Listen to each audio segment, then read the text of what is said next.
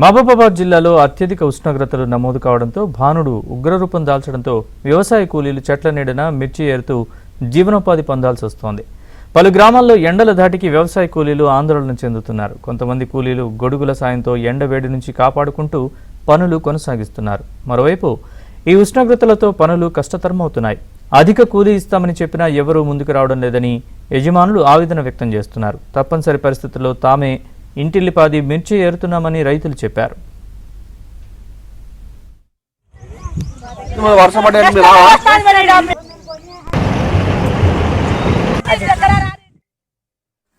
తోట ఏరటానికి కూలీలు ఎవరు రావట్లేరు. ఒక 10 రోజుల ముందే 10,000 అడ్వాన్స్ ఇచ్చినా కూడా మేము రాము, మాకు మీరు ఇచ్చిన అడ్వాన్స్ మాకు సరిపోవు. ఈ వానలు చినుకులు పడి ఉడుకుతోటి ఈ గడ్డిలా మాకు చేత కాదు. గొడుగులు పట్టుకొని మండలు ఇరుచుకొని చెట్టు కింద నిలబడి కూర్చొని ఏరితే ఏరుతాం, లేకుంటే రాము. లేకుంటే మీరు మండలు ఇడిచి చెట్టు కింద వేస్తే వస్తాం, లేకుంటే రామంటారు సార్. కూలీ దొరకట్లేదు, కూలీలు కూడా రావట్లేరు. ఈ ఎండకు మేము వస్తే మేము వస్తాం అని బీపీ షుగర్ మాకు, మేము రాలేమని అంటారు సార్ వాళ్ళు.